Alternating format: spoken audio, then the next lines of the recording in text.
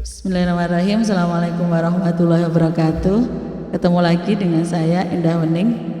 Kali ini kita akan membahas tentang PPh pasal 24. Nah, apa itu PPh pasal 24? PPh pasal 24 itu adalah pajak yang dibayar atau dipotong atau yang terutang di luar negeri atas penghasilan yang diterima atau diperoleh di luar negeri dalam tahun yang bersangkutan. Nah, sebesar PPh yang dibayar atau dipotong atau terutang di luar negeri, tetapi tidak boleh melebihi perhitungan pajak yang terutang berdasarkan Undang-Undang PPh. Perhitungan ini disebut sebagai batas maksimum kredit pajak luar negeri yang dapat dikreditkan. Nah, biasanya dikatakan seperti itu. Nah, pajak penghasilan pasal 24 ini besaran pajaknya itu atas penghasilan dari luar negeri yang dapat dikreditkan terhadap penghasilan wajib pajak dalam negeri. Nah, pajak yang terutang wajib pajak dalam negeri itu bersumber dari seluruh penghasilan baik di dalam negeri maupun di luar negeri. Nanti di PPh pasal 24 ini ada bentuk penggabungan penghasilan, baik penghasilan di luar negeri yang berupa penghasilan usaha itu diakui pada saat diperolehnya, dia menggunakan konsep accrual basis. Terus kemudian penghasilan di luar usaha itu diakui pada saat diterimanya penghasilan tersebut, ini menggunakan prinsip cash basis. Terus yang selanjutnya adalah penghasilan dividen yang diperjualbelikan di bursa efek, diakui pada saat ditetapkannya oleh keputusan Menteri Keuangan. Nah, sekarang tentang penentuan sumber penghasilan. Nah, dalam menghitung batas jumlah pajak atas penghasilan yang dibayar atau terutang di luar negeri yang boleh dikreditkan, itu perlu diperhatikan penentuan sumber penghasilannya. Yang pertama itu adalah penghasilan dari saham dan sekuritas lain, atau sekuritas lainnya adalah negara tempat badan yang menerbitkan saham atau sekuritas tersebut bertempat kedudukan. Jadi ini penghasilan dari saham atau sekuritas lainnya itu di mana badan atau penerbit saham tersebut bertempat kedudukan. Yang kedua, penghasilan berupa bunga, royalti dan sewa sehubungan dengan penggunaan harta bergerak maupun tempat di mana pihak yang membayar atau dibebani bunga, royalti atau sewa tersebut bertempat kedudukan berada di di luar negeri. Nah, yang ketiga, penghasilan berupa imbalan sehubungan dengan jasa pekerjaan dan kegiatan di negara tempat pihak yang membayar atau dibebani imbalan tersebut bertempat kedudukan berada. Yang keempat, penghasilan bentuk usaha tetap, di mana bentuk usaha tetap tersebut menjalankan usaha atau melakukan kegiatan usaha. Nah, berapa jumlah kredit pajak yang diperbolehkan? Nah, ini yang pertama hanya sebatas pajak yang langsung dikenakan penghasilan yang diterima atau diperoleh wajib pajak dari luar negeri. Jadi hanya sebesar batas maksimalnya itu sebesar yang mereka bayarkan di luar negeri, atau setinggi-tingginya itu sama dengan pajak yang dibayarkan atau terutang di luar negeri, tapi tidak boleh melebihi dari jumlah yang dihitung menurut perbandingan penghasilan dari luar negeri terhadap penghasilan kena pajak dikalikan dengan pajak yang terutang atas penghasilan kena pajak, atau setinggi-tingginya itu sama dengan pajak yang terutang atas penghasilan kena pajak dalam hal penghasilan kena pajak lebih kecil dari penghasilan di luar negeri. Nah, di batas maksimum kredit pajak ini ada 3 unsur ya yang diikutkan dalam perhitungan. Artinya ada 3 unsur nanti di perhitungan. Nah, nanti akan dipilih mana yang terendah dari ketiga unsur tadi. Nah, unsur yang pertama itu adalah jumlah pajak yang terutang atau dibayar di luar negeri. Jadi kita lihat dulu di luar negeri sudah dibayar berapa atas pajak penghasilan di luar negeri tadi. Terus yang kedua, jumlah pajak yang terutang untuk seluruh penghasilan. Seluruh penghasilan di sini adalah penghasilan dalam negeri dan di luar negeri nanti di total. Itu nanti dilihat besaran pajaknya berapa. Yang ketiga itu perbandingan antara penghasilan luar negeri dibagi dengan seluruh penghasilan kena pajak. Jadi penghasilan luar negeri dibagi dengan seluruh penghasilan kena pajak, yaitu pajak dalam negeri dan luar negeri, dikali dengan PPh terutang atas seluruh penghasilan menurut tarif pasal 17 Undang-Undang PPh. Nah, kita akan pelajari beberapa ilustrasi di sini. Yang pertama, ilustrasi pertama itu kita contohkan adalah PT Sejahtera memperoleh penghasilan neto dalam tahun 2019 bagi berikut. Yang pertama, penghasilan dari Malaysia yaitu 750 juta dengan tarif pajaknya 40%. Yang kedua, penghasilan usaha di Indonesia 850 juta rupiah. Nah, kita akan cek dari ketiga unsur perhitungan tadi. Yang pertama, PPh yang dibayarkan di luar negeri. Di sini adalah di Malaysia. Berapa? 40% kali 750 juta rupiah. Hasilnya adalah 300 juta rupiah. Jadi sudah dibayarkan di luar negeri 300 juta rupiah. Yang kedua, penggabungan penghasilan pajak dalam negeri dan luar negeri, kita gabung penghasilannya yang di Indonesia dan di Malaysia, yaitu ada 1.600.000.000 rupiah. Nah, PPh yang terutangnya berapa? 25%. Yang tarifnya ya sudah dapat diskon, yaitu 25% dikali 1.600.000.000 rupiah. Hasilnya adalah 400 juta rupiah. Nah, yang ketiga adalah PPh berdasarkan perbandingan. Nah, perbandingannya tadi adalah penghasilan di luar negeri dibagi dengan total penghasilan dikali dengan PPh yang terutang dari seluruh penghasilan. Jadi 750 juta rupiah dibagi 1.600.000.000 rupiah dikali 400 juta rupiah. Nah, ini hasilnya ada 187.500.000 rupiah. Nah, kita akan melihat dari ketiga unsur perhitungan ini 1, 2, 3 ini mana yang paling rendah. Dari 300 juta, 400 juta, 187 juta 500 mana yang terendah. Nah, di sini adalah yang terendah adalah 187.500.000 rupiah. Sehingga besaran kredit pajaknya untuk PPh pasal 24-nya itu adalah 187.500.000 rupiah. Nah, ini untuk ilustrasi yang pertama. Nah, ini untuk ilustrasi yang kedua. Nah, untuk ilustrasi yang kedua ini misalkan penghasilan dari luar negeri itu berasal dari beberapa negara, nggak cuma satu negara. Kalau di ilustrasi pertama hanya satu negara. Di ilustrasi yang kedua ini contohnya PT Maju Jaya memperoleh penghasilan di tahun 2019 bagi berikut. Dari Amerika memperoleh penghasilan 400 juta rupiah dengan tarif pajaknya 20% ya. 20% itu dari mana? Itu dari tarif pajak di Amerika. Nah, terus kemudian negara Brazil memperoleh penghasilannya 500 juta rupiah dengan tarif pajaknya 15%. Jadi tarif pajak di sana itu 15%. Ini hanya ilustrasi, untuk ketentuan saat ini mungkin berbeda. Terus penghasilan usaha di Indonesia ada 350 juta rupiah. Nah, bagaimana menghitung PPh pasal 24-nya? Nah, kita kembali lagi ke 3 poin tadi. Yang pertama, kita melihat batas pajak yang sudah dibayarkan di luar negeri. Di luar negeri di sini ada 2, Amerika dan Brasil. Di Amerika sudah dibayarkan 20% kali 400 juta rupiah, yaitu 80 juta rupiah. Sedangkan di Brasil itu sudah dibayarkan sebesar 15% dikali 500 juta rupiah, yaitu 75 juta rupiah. Total yang dibayarkan di luar negeri itu ada 155 juta rupiah. Ini yang poin pertama. Poin kedua itu perhitungan kredit pajak yang diperoleh dari luar negeri dan dalam negeri, yaitu total penghasilan. Kita jumlahkan penghasilan di Indonesia, di Amerika, dan di Brasil itu totalnya berapa. Nah, itu kalau di total itu ada 1.250 juta rupiah. Maka PP yang terutang sesuai dengan tarif pasal 17 itu adalah 25% kali 1.250 juta rupiah. Hasilnya adalah 312.500.000 rupiah. Yang ketiga poinnya adalah perbandingan dengan total penghasilan. Kita bandingkan penghasilan di Amerika dan di Brasil juga nanti dihitung sendiri-sendiri.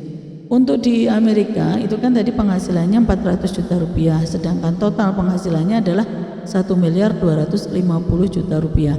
Maka 400 juta rupiah dibagi 1.250.000 rupiah dikali tadi ini pajak yang terutang di total penghasilan, yaitu 312.500.000 rupiah. Ini ada 100 juta rupiah. Mohon maaf nanti kalau salah menghitung, silahkan nanti diperbaiki. Terus di Brasil itu ada 500 juta rupiah dibagi 1.250.000.000 rupiah dikali 312.500.000 rupiah, ada 125 juta rupiah. Nah di poin ketiga ini totalnya ada 225 juta rupiah. Kita akan bandingkan dari poin 1, 2, dan 3 mana yang paling rendah. Di poin 1 itu totalnya ada 155 juta rupiah. Terus kemudian di poin 2 itu ada 312.500.000 rupiah. Dan yang ketiga, poin 3 itu ada 225 juta rupiah. Maka batas maksimum kredit pajaknya di PPh pasal 24 itu adalah 155 juta rupiah. Ini diambil yang paling kecil. Ini di ilustrasi yang kedua. Sekarang kita di ilustrasi yang ketiga. Di ilustrasi yang ketiga ini dijelaskan bahwa mungkin tidak semuanya itu punya laba atau penghasilan yang menguntungkan. Mungkin juga penghasilan di luar negeri ini rugi gitu loh, atau menderita kerugian. Nah, terus gimana kalau menderita kerugian? Nah, ini contohnya adalah PT Faisal memperoleh penghasilan dalam tahun 2019 bagi berikut. Amerika 400 juta rupiah dengan tarif pajak 20%, hampir sama dengan kasus yang ilustrasi kedua. Negara Brazil memperoleh penghasilan 500 juta rupiah dengan tarif 15%. Nah di negara Cina ini ruginya 150 juta, dan penghasilan usaha di Indonesia adalah 350 juta rupiah. Bagaimana cara menghitung PPh pasal 24-nya? Nah ketika terjadi kerugian maka penghasilan atau rugi di negara tersebut itu tidak mempengaruhi total penghasilan atau total penghasilan yang ada di luar negeri dan di Indonesia. Artinya apa? Rugi ini tidak akan mengurangi. Jadi kalau rugi ya nggak ada efeknya gitu, biarin saja rugi gitu. Artinya dia tidak dihitung, tapi juga tidak mengurangi gitu. Nah sehingga nanti kasusnya sama ini jawabannya dengan kasus ilustrasi yang kedua. Nah kita akan hanya menghitung di negara Amerika dan Brazil di poin pertamanya. Ya tadi sudah dijelaskan bahwa di Amerika 20% kali 400 juta rupiah itu ada 80 juta. Di Brazilnya 15% dikali 500 juta rupiah itu ada 75 juta. Totalnya ada 155 juta rupiah. Cina bagaimana? Karena rugi tidak diperhitungkan sama sekali. Terus di poin yang kedua, di total penghasilan bagaimana? Sama, di total penghasilan tidak diperhitungkan si Cina ini, yang rugi di Cina tadi. Sehingga penghasilan kena pajaknya tetap 1.250 juta rupiah. Maka PPh yang terutangnya ada 25% dikali 1.250 juta rupiah. Ada 312.500.000 rupiah. Di poin ketiga itu juga sama, Cina tidak diperhitungkan walaupun dia rugi gitu ya. Nah maka perbandingan dengan total penghasilannya tetap hanya di Amerika dan Brazil, yaitu di Amerika 400 juta rupiah dibagi 1.250 juta rupiah dikali 312.500.000 rupiah, ketemunya 100 juta. Dan di Brazil adalah 500 juta rupiah dibagi 1.250 juta rupiah dikali 312.500.000 rupiah, ada 125 juta rupiah. Totalnya itu ada 225 juta rupiah. Nah dari poin 1, 2, dan 3 ini kita akan milih mana yang paling rendah, itu menjadi batas maksimum kredit pajaknya. Nah ini tentunya adalah poin pertama, yaitu 155 juta rupiah. Lanjut di ilustrasi yang keempat. Nah kalau ini ruginya itu di Indonesia bukan di luar negeri, itu bagaimana gitu? Kan tadi kita rugi di luar negeri. Nah sekarang kalau ruginya di Indonesia itu Bagaimana?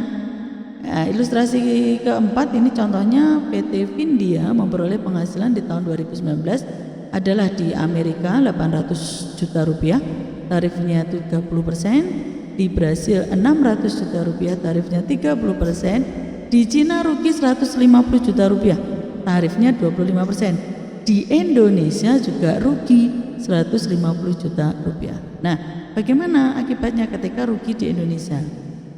Nah, ketika rugi di Indonesia, maka nanti ada pengaruhnya yaitu di total penghasilan. Tapi di poin pertama itu di batas maksimum kredit pajak, di pembayaran pajak di masing-masing negara itu rugi di Cina tidak diperhitungkan. Jadi tinggal di Amerika dan Brazil. Maka PPh terutang di Amerika adalah 30% dikali 800 juta rupiah, hasilnya 240 juta rupiah. Di Brasil 30% dikali 600 juta rupiah, itu hasilnya 180 juta rupiah. Di Cina tidak diperhitungkan karena rugi ya tadi ya, totalnya ada 420 juta rupiah. Di poin kedua, maka ada perhitungan tentang pajak total ya, total penghasilan dalam negeri dan luar negeri. Karena di Indonesia rugi, maka mengurangi. Nah, jadi kalau rugi di dalam negeri itu mengurangi. Akhirnya apa? Tadi kan 800 juta ditambah 600 juta itu kan ada 1 miliar berapa ini? 1 miliar 400 juta. Nah, sedangkan rugi di luar negerinya tadi ada 150 juta. Maka 1 miliar 400 juta dikurangi 150 juta itu hasilnya adalah 1 miliar 250 juta rupiah.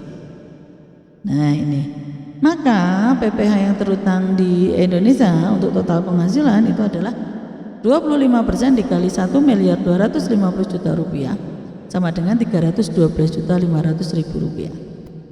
Negara Cina tidak diperhitungkan. Nah baru poin yang ketiga, perbandingan dengan total penghasilan. Karena Cina tadi rugi juga tidak diperhitungkan, maka yang diperhitungkan hanya Amerika dan Brazil, yaitu 800 juta rupiah dibagi 1 miliar 250 juta rupiah dikali 312 juta 500 ribu rupiah, hasilnya 200 juta rupiah. Di negara Brazil 600 juta rupiah dibagi 1 miliar 250 juta rupiah dikali 312 juta 500 ribu rupiah, hasilnya adalah 150 juta rupiah. Ini kalau di total ada 350 juta rupiah. Nah kita lihat di poin pertama ada 420 juta, di poin kedua ada 312 juta 500, di poin ketiga 350 juta. Kita ambil yang paling rendah. Maka besaran PPh pasal 24 atau batas maksimum kredit pajaknya adalah 312 juta 500 ribu rupiah. Nah itu untuk ilustrasi yang keempat. Nah sekarang kalau nih ada bentuk penghasilan yang sifatnya final, artinya kalau sifat final itu seperti diceritakan di kemarin, sifatnya final itu adalah dia sudah dipotong, sebenarnya sudah dipotong pajaknya gitu. Nah di situ ada bentuk keuntungan usaha dan ada bentuk pendapatan bunga deposito yang sudah dipotong pajaknya. Nah, kalau seperti ini bagaimana akibatnya? Nah, maka kita pakai di ilustrasi kelima. Ini contohnya PT Kosim memperoleh penghasilan di tahun 2019 adalah negara A memperoleh penghasilan 800 juta. Ya, tarifnya 30%. B di negara B 600 juta, tarifnya 30%. Di negara C rugi tadi ya 150 juta, tarifnya 25%. Nah, di Indonesia dia untung 250 juta, tetapi di dalam 250 juta itu terdapat pendapatan bunga deposito sebesar 100 juta rupiah. Nah, bagaimana cara menghitungnya? Nah, untuk batas kredit di masing-masing negara sama seperti poin ilustrasi yang keempat tadi, bahwa kita cuma ngitung di Amerika dan Brazil. A tadi Amerika, B Brazil ya, C-nya Cina. Karena apa? Cinanya merugi kan tadi. Nah, maka hitungannya sama. Di A atau Amerika 30% kali 800 juta rupiah ada 240 juta rupiah. Di B atau Brazil adalah 30% dikali 600 juta rupiah ada 180 juta rupiah, dan di C rugi jadi tidak dihitung, totalnya ada 420 juta rupiah. Nah, di poin kedua ini kan ada penghasilan dalam negeri yang sifatnya final. Tadi kan total penghasilannya 250 juta, padahal di situ ada 100 juta yang sifatnya final. Terus bagaimana? Nah, kalau dilihat dari sini, maaf ya saya balik lagi. Ini kan 800 juta ditambah 600 juta itu kan 1.400.000.000 juta ditambah 250 juta, berarti kan 1.650.000.000 juta. Karena ada 100 juta nih bunga deposito, maka total penghasilannya yang deposito yang sifatnya final sudah dibayar pajak ini mengurangi. Jadi 800 juta tambah 600 juta tambah 250 juta dikurangi 100 juta. Oke ya. Nah, nanti hasilnya seperti ini. Nah, hasilnya adalah 1.550.000.000 juta rupiah. Ini diperoleh tadi dari 800 ditambah 600 dikurangi 250 juta. Ditambah 250 juta dikurangi 100 juta. Baru nanti dihitung berapa PPh pasal berapa pajak penghasilannya sesuai dengan tarif pasal 17. Di sini 25% dikali 1.550.000.000 juta rupiah.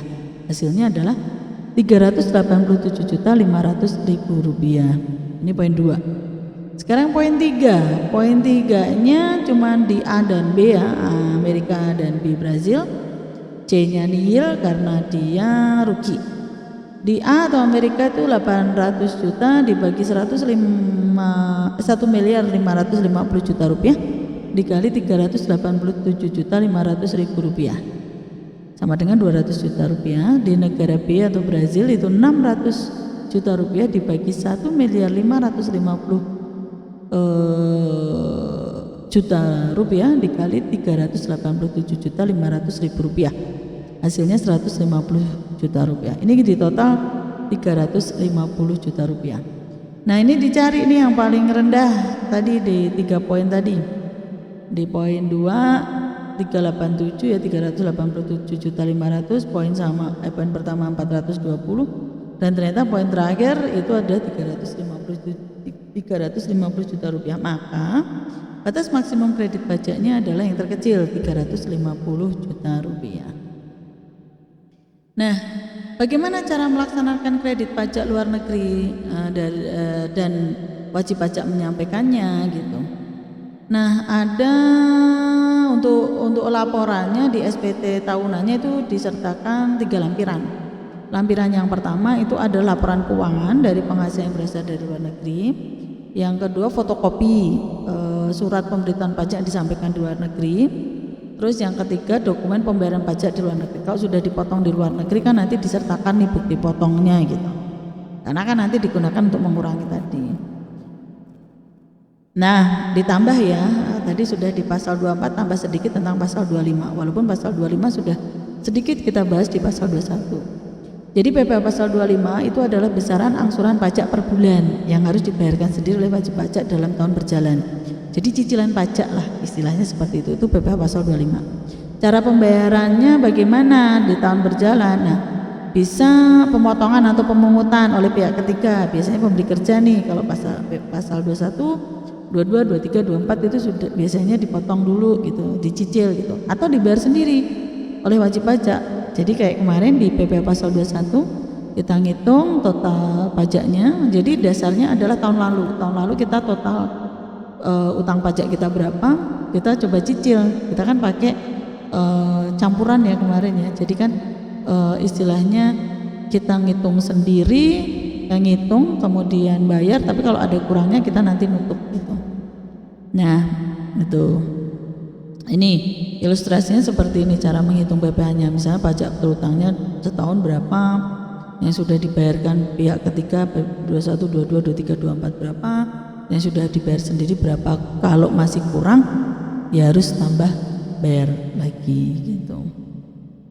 Ini contoh ilustrasinya, misalkan di tahun 2019 tuh kita punya utang pajak 30 juta, ternyata udah dipotong nih PPh pasal 21 5 juta, PPh pasal 22 2 juta, PPh pasal 23 2 juta, dan PPh pasal 24 3 juta. Yang sudah kita bayar sendiri itu kan ada 12 juta. Maka kita harus bayar lagi kan, berapa? 18 juta. Nah, kita cicil, kita bagi 12. Maka PPh pasal 25-nya adalah 18 juta dibagi 12 atau 1/12 kali 18 juta. 1.500.000 rupiah. Nah, ini ilustrasi yang berikutnya, ilustrasi yang kedua di pasal 25. Ini misalkan, nah dia sudah nyicil 1 juta per bulan gitu, maka PPh pasal 29 tahun 2019 pasal 25. Jadi pajak yang harus dibayarkan di tahun 2019 berapa gitu. Kan jumlah pajak terutang di sesuai SPT-nya 30 juta. Yang sudah dipungut pihak ketiga 12 juta. Yang harus dibayar sendiri kan 18 juta, tapi dia sudah nyicil per bulannya 1 juta. Maka kurang bayar nih, PPh pasal 29-nya kurang bayarnya adalah 6 juta rupiah. Nah, selesai. Mungkin itu yang bisa saya sampaikan untuk materi kali ini. Kita akhiri, tapi sebelumnya semoga bermanfaat ya. Kita akhiri. Assalamualaikum warahmatullahi wabarakatuh.